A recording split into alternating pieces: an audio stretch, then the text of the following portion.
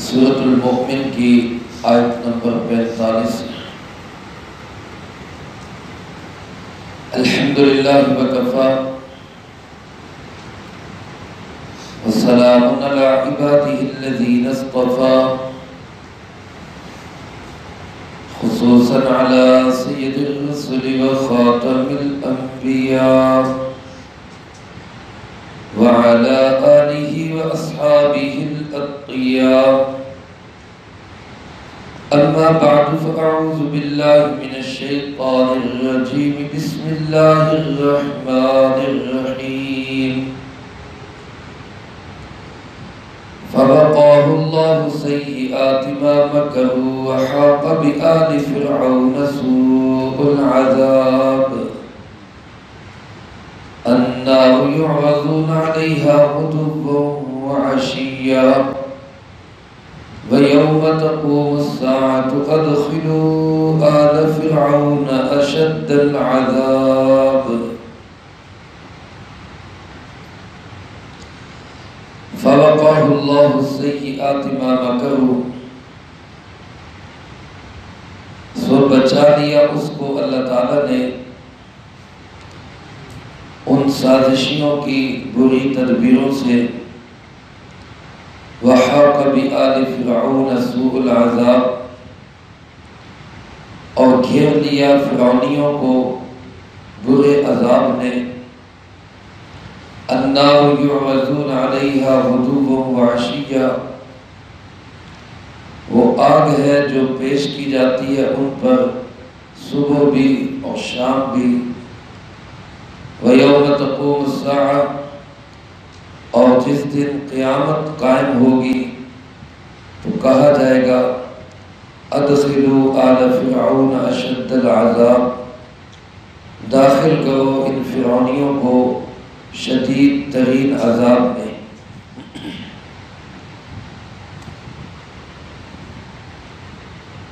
اس سے پہلی آیات مبارکہ میں اللہ رب العالمین نے فرعون کے خاندان سے تعلق رکھنے والے بعض حضرات کے بقول فرعون کے چچا زاد بھائی، جس نے فرعونی پارلیمنٹ کے اندر، فرعونی ایوان ہائے حکومت کے اندر حضرت سیدنا موسیٰ علی نبینا وعلیہ السلام کی حمایت میں گفتگو کی، جس وقت کہ فرعون موسیٰ علیہ السلام کو قتل کی دھمکیاں دے رہا تھا، تو اس نے حضرت موسیٰ علیہ السلام کے متعلق فرعون سے یہ پوچھا اور یہ سوال کیا کہ اس کا جرم کیا ہے، قصور کیا ہے اس کا؟ کیا ایک بندے کو صرف اس لیے قتل کر دیا جائے کہ وہ کہتا ہے کہ میرا رب صرف اللہ ہے، میں کسی اور کو رب نہیں مانتا، کیا یہی جرم ہے کہ اس کو قتل کر دیا جائے؟ اب تک اس نے اپنے ایمان کو پوشیدہ رکھا تھا، لیکن پھر اپنی اسی گفتگو کے دوران اس نے اپنا ایمان بھی واضح کر دیا کہ میں خود اللہ پہ ایمان لا چکا ہوں، اب تمہارا جو بس چلتا ہے وہ میرے ساتھ کر سکتے ہو کر لو، میں اپنا معاملہ اللہ کے سپرد کرتا ہوں۔ اس کے بعد اللہ پاک نے ارشاد فرمایا کہ اس کو اللہ نے بچا دیا۔ یہاں ضمیر لائی گئی، یہ نام نہیں لایا گیا، صرف اتنا کہا گیا فَوَقَاهُ اللَّهُ، اس کو اللہ نے بچا لیا۔ اس کو کس کو؟ بعض مفسرین کرام رحمہ اللہ تو فرماتے ہیں کہ اس سے مراد موسیٰ علیہ السلام، کہ موسیٰ علیہ السلام کو اللہ تعالیٰ نے فرعونیوں کی سازشوں سے، مکاریوں سے اور قتل سے بچا لیا۔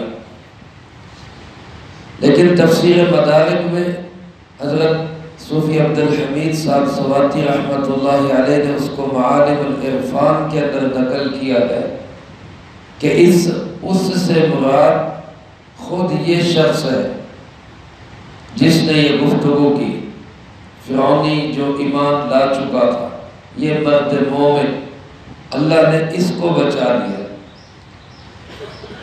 کیونکہ حضرت تفسیر مدارک والے لکھتے ہیں کہ فرعون نے اس شخص کو بھی قتل کرنے کی کوشش کی، اور یہ کوئی بعید نہیں ہے جس طرح کا فرعون کا مزاج ہے اور طبیعت ہے کہ جو اپنے اقتدار کو بچانے کے لیے 70,000 سے زائد بچے قتل کروا سکتا ہے، اس سے کیا بعید ہے کہ وہ ایک بندے کو چھوڑ دے۔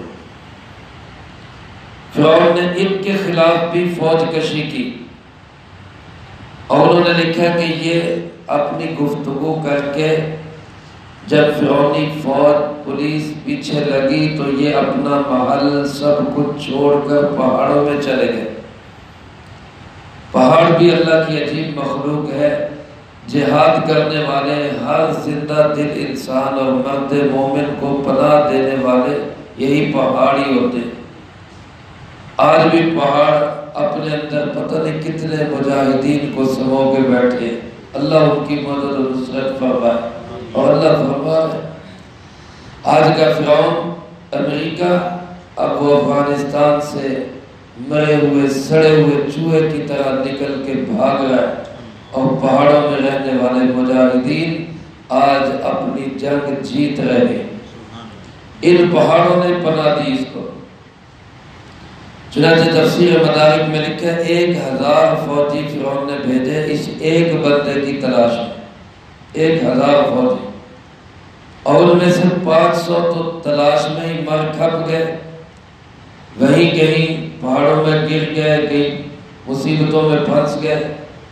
500 منہ لٹکا کے واپس آئے کہ جی ہمیں نہیں ملا۔ ان کو فرعون نے مار دیا کہ تمہیں 500 بندے، تمہیں ایک بندہ نہیں ملا۔ ان کو فرعون نے قتل کروا دیا۔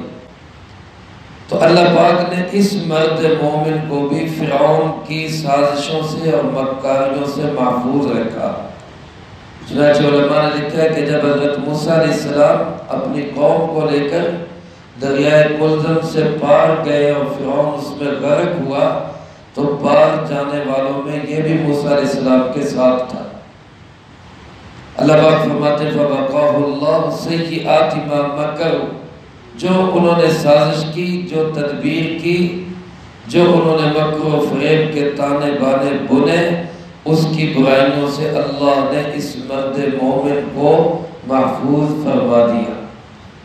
اور دوسری طرف فَمَا وَحَاقَ بِآلِ فِرْعَوْنَ سُوءُ الْعَذَابِ، فرعونیوں کو ایک برے عذاب نے اپنے گھیرے میں لے لیا۔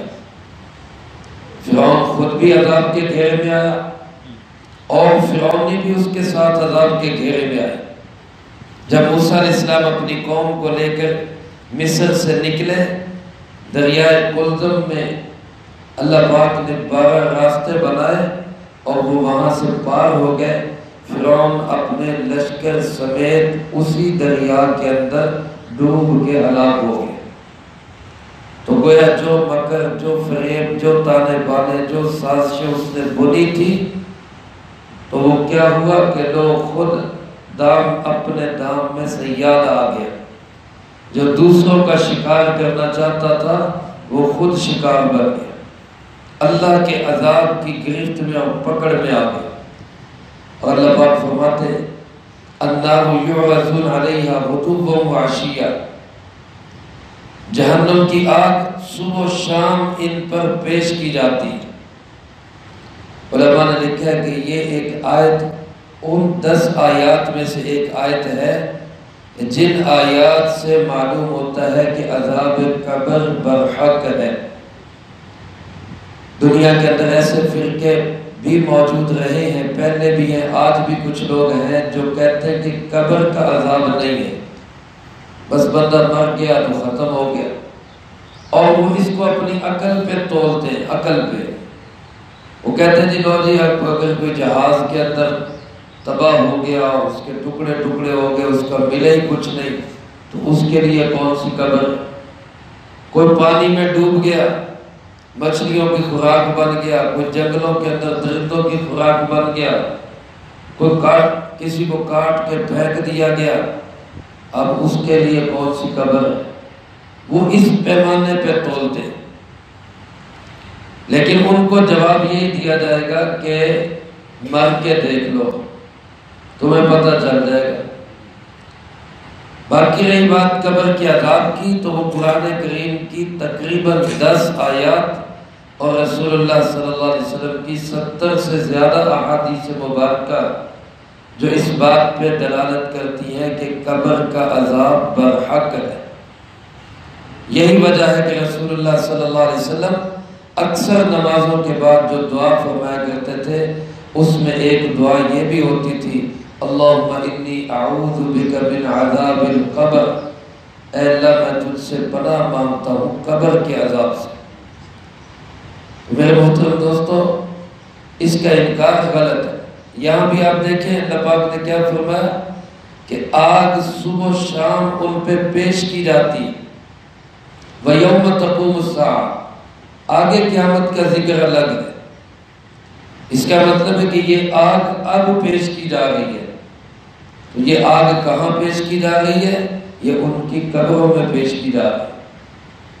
اور یہاں پہ ہی آپ سمجھ جائیں کہ فرعون تو اپنے لشکر سمیت پانی میں ڈوب گیا تھا، اور خود فرعون کی لاش کو تو اللہ نے آج بھی سلامت رکھا ہوا ہے۔ اللہ نے قرآن کریم میں بتایا فَالْيَوْمَ نُنَجِّيكَ بِبَدَنِكَ لِتَكُونَ لِمَنْ خَلْفَكَ آیَةً، ہم تیرے جسم کو بچائیں گے تاکہ تو بعد میں آنے والے فرعونوں کے لیے نشان عبرت بن جائے۔ اس کو تو اللہ نے بچا کے رکھا ہوا ہے، لیکن پھر بھی اس کو عذاب قبر ہو رہا ہے۔ اب اگر کوئی کہے نہیں ہمیں نظر نہیں آ رہا، تو بھئی تمہیں نظر نہیں آ رہا تو اس میں تمہاری آنکھ کا قصور ہے۔ اللہ کا قرآن اور فرمان محمد صلی اللہ علیہ وسلم وہ تو یہی بتا رہا ہے کہ قبر کا عذاب ہو رہا ہے، آگ میں جل رہے ہیں وہ۔ اس کو یوں ہی سمجھیں کہ جیسے کوئی شخص سویا ہوا ہو اور خواب کے اندر وہ مزے مزے کے کھانے کھا رہا، خواب کے اندر وہ مزے مزے کی چیزیں کھا رہا، اور پاس بیٹھے ہوا کوئی انسان، اس کو کیا پتا کہ یہ خواب میں کیا کر رہا ہے۔ اب اس کی آنکھ کھلتی ہے، کہتا ہے، اس کو جگاتا ہے، کبھی اٹھ جاؤ، کہتے ہیں یار تو ایویں میں نے جگا دیتا ہے، میں اٹھے سوادی کھانے کھان دے، مجھے اتنا مزہ آ رہا تھا تو میں نے جگا ہی دیتا۔ اب وہ کہے گا کدھر ہے کھانے، مجھے تو نظر نہیں آ رہے، تو وہ کہے گا کہ جناب یہ خواب کی بات ہے۔ تو اب یہ قبر میں لیٹا ہوا ہے یا ہمارے پاس لیٹا ہوا ہے یا پانی میں بہہ گیا، درندوں کے پیٹوں میں چلا گیا، فضاؤں میں بکھر گیا، ہمیں تو نظر آ رہا ہے کہ یہ ختم ہو گیا، لیکن جو کچھ اس کے ساتھ ہو رہا ہے وہ وہی جانتا۔ اللہ ہماری قبروں کو جنت کا باغ بنا۔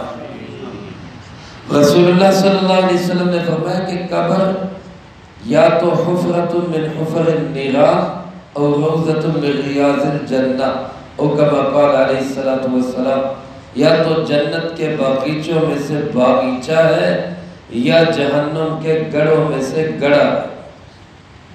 اس کو معمولی نہ سمجھا جائے۔ اور فرمایا کہ اگر مجھے اس بات کا خدشہ نہ ہوتا کہ تم لوگ اپنے مردوں کو دفن کرنا چھوڑ دو گے، تم قبر پہ مردے کو لانا ہی چھوڑ دو گے، تو میں اللہ سے دعا کر دیتا کہ وہ تمہیں قبر کا عذاب سنا دیا کرے، تمہیں پتہ چل جائے کہ قبر میں کیا ہو رہا ہے۔ لیکن پھر ہونا کیا تھا کہ تم نے دفن کرنے چھوڑ دینا تھا۔ اب بھی کئی موقع ایسے آتے ہیں جس پہ اللہ دکھا دیتا ہے، گورکنوں سے جا کے پوچھے جو روزانہ مشاہدہ کرتے ہیں، کسی قبر کی سلیٹ گرتی ہے، کہیں عذاب ہو رہا ہے، کہیں اللہ کی طرف سے جنت کا باغ بنی ہوئی ہے قبر۔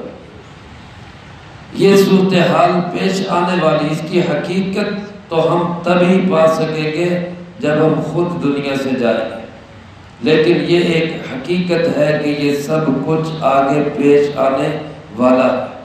اس کو اللہ پاک نے ان آیات مبارکہ میں بیان فرمایا، اور خود روایات میں آتا ہے ایک دفعہ آپ صلی اللہ علیہ وسلم ایک قبرستان میں گئے، دو قبروں کے متعلق آپ نے ارشاد فرمایا انہما لیعذبان، ان دونوں قبر والوں کو عذاب ہو گئے، ان دونوں قبر والوں کو عذاب ہو گئے، اور ساتھ آپ نے فرمایا وما يعذبان فی کبیر، اور دونوں کو کسی بہت بڑے گناہ کی وجہ سے عذاب نہیں ہوگا، کوئی بڑا مسئلہ نہیں تھا ان کا، بڑا جرم اور قصور نہیں ہے، بظاہر معمولی سی بات ہے۔ اور پھر آپ نے ارشاد فرمایا کہ ان میں سے ایک اما احدہما یمشی بالنمیمہ، ان میں سے جو ایک ہے وہ چغل خور تھا، لگائی بجائی کرنے والا، ادھر کی بات ادھر، ادھر کی بات ادھر، یہ دوسروں کی ٹو میں لگا رہتا، چغلیاں کیا کرتا۔ اس چغلی کی وجہ سے یہ قبر کے عذاب کے اندر پھنسا ہوا ہے۔ دیکھو میرے بھائیو، اس کو بہت معمولی سمجھتے ہیں، اس کی بات کر دی، اس کی کر دی، اس کو دے دیا تانا، اس کو تانا دے دیا، معمولی چیز سمجھتے ہیں کہ کتنی بڑی بات ہے۔ اللہ کے محبوب فرمائے اس کی وجہ سے قبر کے عذاب میں پھنسا ہو۔ اور دوسرا فرمایا دوسرا جو ہے وہ پیشاب سے احتیاط نہیں کرتا تھا، پیشاب سے احتیاط نہیں کرتا تھا، جانور رکھے ہوئے ہیں تو ان کا پیشاب لگا ہوا ہے، کپڑے گندے میلے کچیلے، بچے ہیں گھر کے اندر پیشاب کر دیتے ہیں، پرواہ نہیں، خیر ہے، کچھ نہیں ہوتا، یا خود اپنا خود پیشاب کرتا ہے تو اچھی طرح صفائی نہیں کرتا، ویسے قطرات گر رہے ہیں، اٹھ کے چلتا پھرتا بنتا ہے۔ تو جو قبر کا عذاب ہے پیشاب کی احتیاط نہ کرنے کی وجہ سے، آپ نے فرمایا اس کو قبر کا عذاب ہوا۔ اور پھر آپ نے کھجور کی 2 ٹہنیاں لی اور 2 ٹہنیاں لے کر دونوں قبروں پہ ایک ایک ٹہنی لگا دی، اور فرمایا کہ مجھے اللہ سے امید ہے جب تک یہ ٹہنیاں ہری بھری رہیں گی ان سے قبر کے عذاب میں کچھ تخفیف کر دی جائے، کچھ کمی کر دی جائے۔ اس لیے علماء نے لکھا ہے کہ قبرستان کے اندر درخت لگانے چاہیے، کیونکہ درخت بھی تسبیح کرتے، تسبیح سے مردے کو فائدہ ہوتا ہے، درختوں کی تسبیح سے مردے کو فائدہ ہوتا ہے۔ خود انسان کو وہاں جا کر، مردوں کو، عورتوں کو نہیں، مردوں کو وہاں جا کر اللہ کا کلام پڑھنا چاہیے، قرآن پاک لے کے نہیں جانا چاہیے، زبانی جو یاد ہو وہ وہاں پہ پڑھنا چاہیے، اس کا اموات کو فائدہ ہوتا ہے۔ لیکن یہ جو ہمارے یہاں رسم چل گئی پھول ڈالنے کی، اس کو علماء نے لکھا کہ یہ ایسی ہماری رسم ہی ہے، اس کی کوئی حقیقت نہیں ہے، کیونکہ پھول جب ٹہنی سے ٹوٹ جاتا ہے تو اس کی زندگی ختم ہو جاتی ہے، وہ زندگی ختم ہو گئی، اب وہ تسبیح بند ہو گئی اس کی، اب یہ بند تسبیح والا مردہ گویا کہ آپ نے قبر کے اوپر ڈال دیا، اس سے اندر کیا فائدہ؟ کسی نے کہا جی خوشبو ہے، خوبصورت لگتے ہیں، اس نے کہا اگر تو اندر والا جنت کے اندر ہے، اندر قبر جنت کا باغ ہے، تو پھر تو یہ پھول خوشبو نہیں ہے، یہ تو اس کو گندے لگیں گے، دنیا کی پھولوں کی کیا حیثیت ہے۔ اور اگر اندر خدا نخواستہ جہنم کا گڑھا بنا ہوا ہے تو پھر ویسے ہی مصیبت ہے، پھر اس پہ پھول ڈالنے کا کیا فائدہ؟ تو اس لیے اگر کچھ کرنا ہی ہے تو پودے لگائیں، درخت لگائیں، جس سے مخلوق خدا کو بھی فائدہ ہوگا، انسانیت کو بھی فائدہ ہوگا، اس مرنے والے کو بھی فائدہ ہوگا۔ اور بعض علماء لکھتے ہیں کہ یہ بھی رسول اللہ صلی اللہ علیہ وسلم کا معجزہ تھا، آپ کے ہاتھ مبارک ہاتھوں سے وہ کھجور لگائی گئی تھی، اس لیے اللہ نے اس کی برکت سے قبر کا عذاب ہٹا دیا تھا۔ اور یہاں ہو سکتا ہے اللہ پاک اس کو، آپ کے اس معجزے کو جاری رکھے، یہ بھی ہو سکتا ہے وہ مجرم ہو تو وہ پکڑا جائے، درخت لگانے کے باوجود پکڑا جائے۔ تو بہرحال یہ ایسی 70 سے زیادہ احادیث ہے جن سے یہ پتہ چلتا ہے کہ قبر کے اندر مردے کو عذاب ہوتا ہے، اور جن کو اللہ پاک کے ہاں جو مقبول و محبوب ہوتے ہیں ان کی قبر جنت کا باغیچہ بنی ہوئی ہوتی ہے۔ دونوں میں سے ایک صورت بہرحال قبر کے اندر ہوتی ہے۔ آپ صلی اللہ علیہ وسلم نے فرمایا قبر میں جب فرشتے، عذاب کے فرشتے مردے کو ایک ہتھوڑا مارتے، ایک ہتھوڑا مارتے جس کی وجہ سے مردہ 70 ہاتھ زمین کے اندر دھنس جاتا ہے، فرمایا اس وقت اس کی ایسی چیخ اور چنگاڑ ہوتی ہے جس کو انسان اور جن کے سوا ہر مخلوق سنتی، ہر مخلوق سنتی، اس وقت ایسی آواز سے وہ چلاتا اور چیختا ہے۔ اللہ نے صرف انسانوں اور جنوں سے پردہ رکھا ہوا ہے، ان کو نہ پتہ چلے، ورنہ یہ دفن کرنا اور دفن ہونا چھوڑ دے۔ تو بہرحال اللہ سے پناہ مانگنی چاہیے، اللہ ہمیں قبر کے عذاب سے محفوظ رکھے۔ بے نمازی کے متعلق آتا ہے کہ قبر اس کو اس طرح دباتی ہے کہ اس کی پسلیاں ایک دوسرے کے اندر ایسے گھس جاتی ہیں۔ یہ ساری چیزیں اللہ پاک نے، اللہ کے محبوب صلی اللہ علیہ وسلم نے ہمیں آگاہ کر دی، یہ ان کی کرم نوازی ہے، ہمیں پہلے سے بتا دیا۔ تو اللہ پاک نے فرعونیوں کے متعلق فرمایا جہنم کی آگ ان پر پیش کی جاتی، صبح شام پیش کی جاتی، یہ قیامت سے پہلے کا عذاب ہے۔ وَيَوْمَ تَقُومُ السَّاعَةُ، اور جس دن قیامت قائم ہوگی اس دن اعلان ہوگا، آرڈر جاری کیا جائے گا، ادخلوا آل فرعون اشد العذاب، ان فرعونیوں کو اب داخل کر دو شدید ترین عذاب کے اندر۔ اب اس کے بعد وہ جہنم کا بڑا عذاب اور سخت عذاب شروع ہوگا۔ علماء نے لکھا ہے قبر کی حیثیت ایسے ہی ہے کہ جیسے مجرم کے لیے ایسے ہے کہ جیسے فیصلہ ہونے سے پہلے تھانے میں رکھا جاتا ہے، حوالات میں رکھا جاتا ہے، اور جس کے متعلق پتہ ہو کہ بھئی یہ مجرم ہی ہے، اس کی پٹائی حوالات میں شروع ہو جاتی ہے۔ باقی تو فیصلہ ہونے کے بعد جو سزا ہوگی وہ ہوگی، حوالات میں ہی مار پڑنے لگ جاتا ہے۔ اور اگر کوئی ایک انسان نیک آدمی ہے تو اس کے لیے قبر ایسی ہے جیسے کسی معزز مہمان کے لیے ویٹنگ روم ہوتا ہے، ویٹنگ روم میں اس کو بٹھایا جاتا ہے، پتہ ہوتا ہے کہ یہ بڑا شاہی مہمان ہے، ابھی اس کی ملاقات کا وقت نہیں ہوا، لیکن اکرام اس کا ابھی سے شروع ہے، عزت اس کی شروع ہے کہ جناب آپ ویٹ کریں، آپ کی ملاقات ہونے والی۔ تو اللہ ہماری قبروں کو ویٹنگ روم بنائے، مہمان خانہ بنائے، قبر کو جنت کا باغیچہ بنائے، اور قبر کے عذاب سے اللہ ہم سب کو محفوظ رکھے۔ بہرحال اس مرد مومن کو تو اللہ نے بچا لیا، فرعونی اور فرعون خود اللہ کے عذاب کا شکار ہوئے۔ آج جو لوگ فرعونی ڈگر پہ چل رہے ہیں ان کو بھی یہ بات سمجھ جانی چاہیے، آج اہل حق جو مسوی کردار ادا کر رہے ہیں ان کو تو اللہ بچا ہی لے گا، یہ تو بچ ہی جائے گی ان کے مکر و فریب اور سازشوں سے، لیکن خود یہ فرعونی کردار آج بھی اسی عذاب کا شکار ہوں گے جس عذاب کا شکار اس زمانے کا فرعون ہوا تھا۔ یہ ایک عبرت کی جا ہے، تماشا نہیں ہے۔ اللہ ہم سب کو اس سے عبرت حاصل کرنے کی توفیق نصیب فرمائے، جو کہا سنا اس کو زندگی میں لا کے دوسروں تک پہنچانے کی توفیق عطا فرمائے۔ اللہم انت السلام و منک السلام، تبارک ربنا و تعالیت یا ذا الجلال والاکرام۔ اللہم اعنا علی ذکرک و شکرک و حسن عبادتک، اللہم احسن عاقبتنا فی الامور کلها واجرنا من خزي الدنيا وعذاب الآخرة، اللهم باقية كباقية الوليد، اللهم استر عوراتنا وآمن روعاتنا، اللهم إنا نجعلك في نحورهم ونعوذ بك من شرورهم، اللهم اكفنا بحلالك عن حرامك وأغننا بفضلك عمن سواك، اللهم اكفنا كل مهم من حيث شئت ومن أين شئت